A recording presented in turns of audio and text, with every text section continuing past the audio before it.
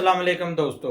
तो आज हम बात करेंगे जो पाकिस्तान में एक न्यूज़ चल रही है कि पाकिस्तान डिफ़ॉल्ट की तरफ जा रहा है और क्या ये वाकई पाकिस्तान डिफ़ॉल्ट की तरफ जा रहा है। तो इस टॉपिक पे हम आज बात करेंगे।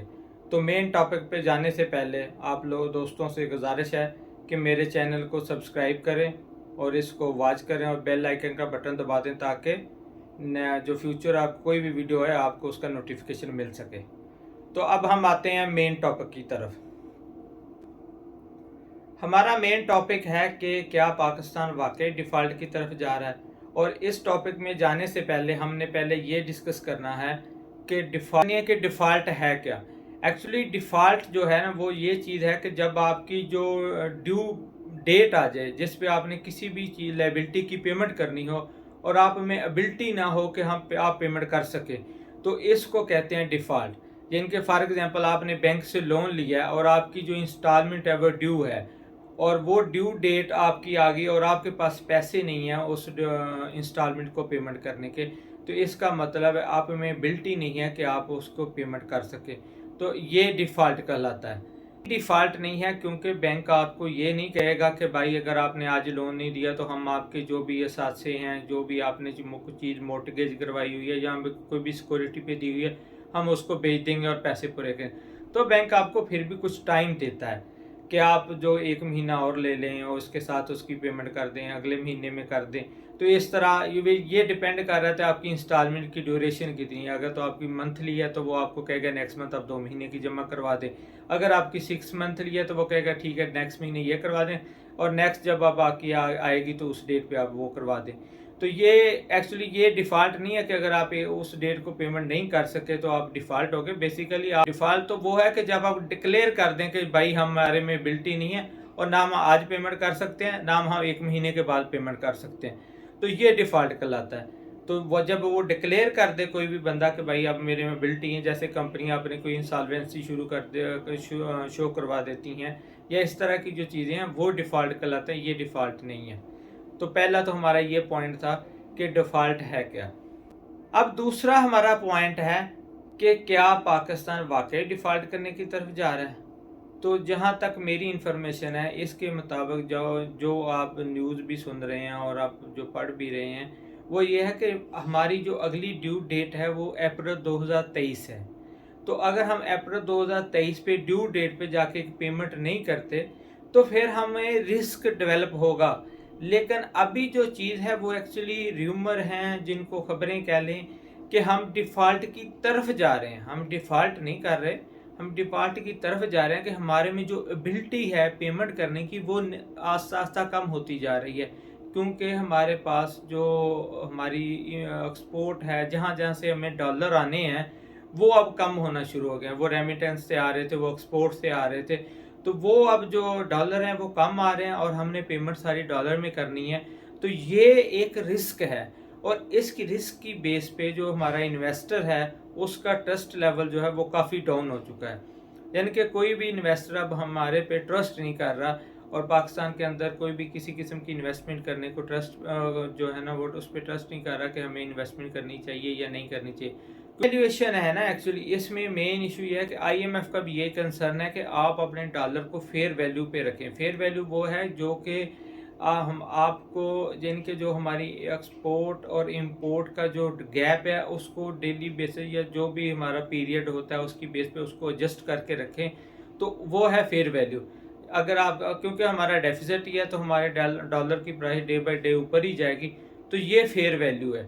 लेकिन साख डार जब से भी हमारे वज़ीर ख़जाना बने हैं उन्होंने उसको फेयर वैल्यू पे नहीं, उन्होंने उसकी प्राइस जो है ना वो एक फ़िक्स कर दी है और उस फिक्स की वजह से हमारी मार्केट के अंदर 2 किस्म का रेट चल रहा है। एक जो मार्केट रेट है और लोकल मार्केट रेट समझ लें और दूसरा जो इंटरबैंक रेट है, क्योंकि लोकल मार्केट में डॉलर की शॉर्टेज है और उस वजह से उसकी प्राइस ज़्यादा है और इंटरबैंक इस वजह से कम है कि साखदार ने उसकी जो प्राइस है वो फिक्स करवाई हुई है, जो कि ऑटोनॉमी बॉडी है स्टेट बैंक, उसको खुद ये चीज़ें डिसाइड करनी चाहिए। लेकिन पाकिस्तान जैसे कल्चर में हमारे वज़ीर ख़जाना जो हैं वो कंट्रोल करते हैं इन चीज़ों को, तो उस वजह से हमारे जो प्राइस है डॉलर की वो थोड़ी सी यानी कि एक्चुअल नहीं है, वो फेयर वैल्यू पे नहीं है।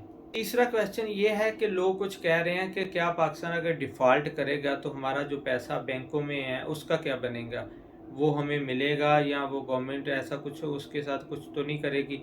तो आपके पैसे को कुछ नहीं है, डिफ़ॉल्ट एक्सटर्नल पेमेंट पे हो रहा है जिनको हमने बाहर पेमेंटें करनी है, जैसे IMF है, वर्ल्ड बैंक है, एशियन डेवलपमेंट बैंक है, या दूसरे किसी अगर कंट्री से लिया हुआ है, जैसे हमने चाइना से लिया हुआ है, सऊदी अरेबिया से, या कुछ इस तरह। तो वो उनको, और कुछ हमारे जो पावर प्लांट हैं उनकी पेमेंट डॉलर में होती है। तो ऐसे को अगर हम किसी को पेमेंट नहीं करते तो वो एक डिफ़ॉल्ट का इशू है। लेकिन इसका हमारे जो लोकल बैंक हैं या लोकल का हमारे जो कस्टमर है या इंडिविजुअल हैं उन पे कोई इफेक्ट नहीं होगा। उन पे सिर्फ एक ही इफेक्ट होगा, वो ये इफेक्ट है कि क्या आपका जो पैसा है वो डीवैल्यू होगा। डीवैल्यू के फॉर एग्जांपल अगर आपने आज 1 लाख रखा हुआ है तो वो अगर 1 लाख फॉर एग्जांपल अगर डॉलर में उसको कन्वर्ट करें तो वो तकरीबन कोई 400-450 डॉलर के इक्वलेंट है। तो वो अब डे बाय डे उसकी प्राइस जो है वो कम हो जाएगी। कि जब आप आज अगर बात करें तो आप फॉर एग्जांपल उससे 450 डॉलर खरीद सकते हैं 1 लाख रुपए से। तो कुछ दिनों के बाद जब डॉलर की प्राइस बढ़ जाएगी तो फिर आप 450 नहीं खरीद सकेंगे, फिर आप कम खरीदेंगे। इसका मतलब है कि आपके जो रुपए की जो वैल्यू है वो डीवैल्यू हुई है, और ये इशू है। और इसमें आपसे एक आप लोगों के साथ जो हमने शेयर करनी है वो ये है कि इसमें किसी किस्म का हमारे लोगों के साथ कोई इशू नहीं है कि अगर मुल्क डिफ़ॉल्ट करता है। मुल्क डिफ़ॉल्ट करता है तो उसके और कॉन्सिक्वेंसेस है, वो भी आपसे शेयर करते हैं कि वो कौन कौन से हैं। अच्छा, जब भी कोई मुल्क डिफ़ॉल्ट करता है तो एक्चुअली उसके साथ होता क्या है? होता ये है कि उस पे जो हमारे इंटरनेशनल लोग हैं, इन्वेस्टर हैं, वो ट्रस्ट करना छोड़ देते हैं। आपने अभी देखा होगा कि जी इंटरनेशनल जो हैं एलसी नहीं ओपन हो रही, या अगर एक तो स्टेट बैंक एलसी नहीं ओपन करवा रहा, तो वो कोई भी कंट्री जो कोई भी इन्वेस्टर जो है ना वो आपके मुल्क में आके इन्वेस्टमेंट नहीं करना चाहता। डिफ़ॉल्ट की वजह से फिर आपको कोई लोन देना भी नहीं चाहेगा, क्योंकि उनको पता है कि इनमें तो कैपेबिलिटी नहीं है, एबिलिटी नहीं है कि ये अपनी लोन पेमेंट वापस कर सके। इस वजह से आप पे कोई ट्रस्ट नहीं करेगा।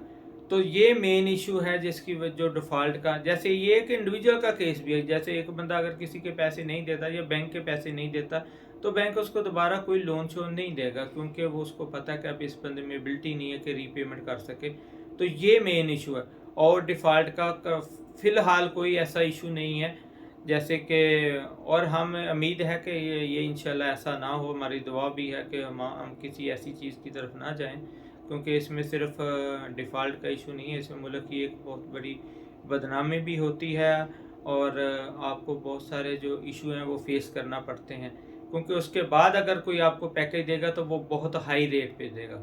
ये क्योंकि डिफ़ॉल्ट की वजह से जो रिस्क है वो बहुत ज़्यादा बढ़ जाता है, और जब रिस्क बहुत ज़्यादा बढ़ जाता है तो फिर अब आपको अगर कोई लोन बाद में कोई लोन भी सैंक्शन करता है तो वो बहुत हाई रेट पे करेगा, क्योंकि उसके जो आपके प्यारी एबिलिटी है वो समझता है कि इसकी इतनी जो परसेंटेज है वो एबिलिटी की वो बहुत कम है, और वो आपका रिस्क ज़्यादा कवर करने के लिए आपको हाई रेट पे लोन देगा।